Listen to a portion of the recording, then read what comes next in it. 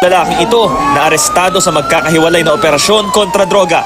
Na lumalala ang problema ng bansa sa illegal drugs para sa PNP at PIDEA. At drug din ang nilusob kanina ng mga pulis sa Hinalang iligal na droga na kumpiskal na droga ang nasabat sa makakahiwalay na operasyon laban sa droga sa Cavite.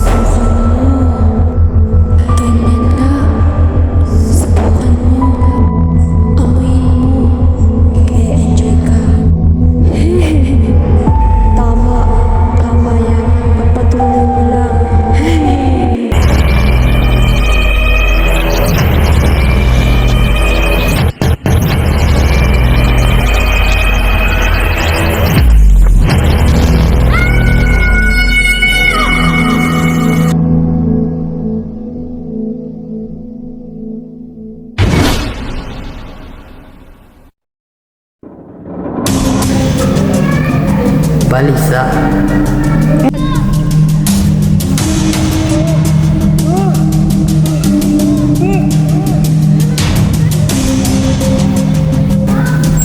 Wala sa sarili.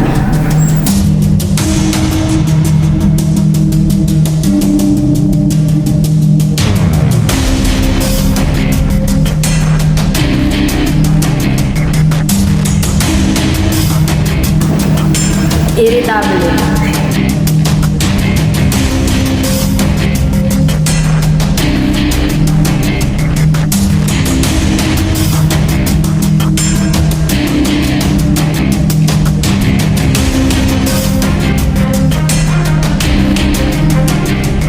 Ito ang epekto ng droga. Ito. Kapag nasimulan mo na, nahihirapan ka nang makawala. Iwasan mo at huwag mong susunod. Iwasan mo. Huwag. Huwag. Huwag. Huwag. Huwag. Huwag.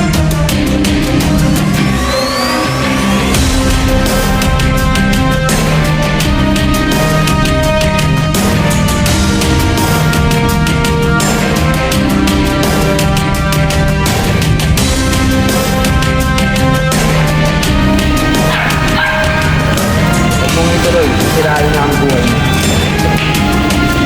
Sisirain niya ang pangarap mo. Sisirain ka na. Isa sa kinakaharap ng bansang ito ay paggamit ng illegal na droga.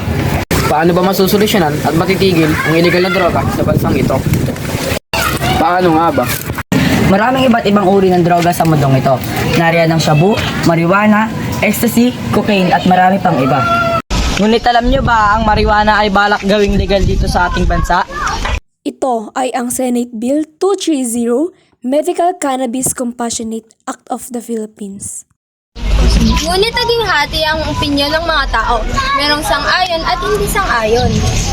Pakinggan natin ang naging pananaw ni Miss Universe 2018, Catriona Gray. What is your opinion on the legalization of marijuana?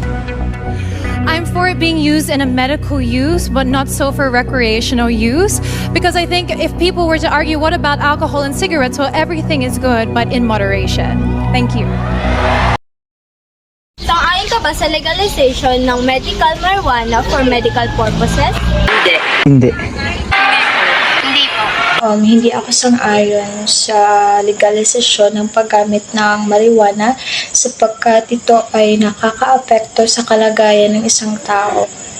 Kahit na sabihin natin na nakatutulong ito sa paggamot ng mga sakit at legal ito sa ibang bansa, ngunit dito sa Pilipinas, ginagawa itong libangan ng ibang tao, nagpapatanggal daw ng kanilang problema at nagbibigay kaligayahan sa kanila, which is wrong. Kaya isipin natin, may magandang epekto ba talaga ito? Or ito ang magiging sanhi ng paggawa ng krimen ng ibang tao. Dahil kasi sa paggamit ng marijuana, naaapektuhan nito ang pag-iisip ng isang tao.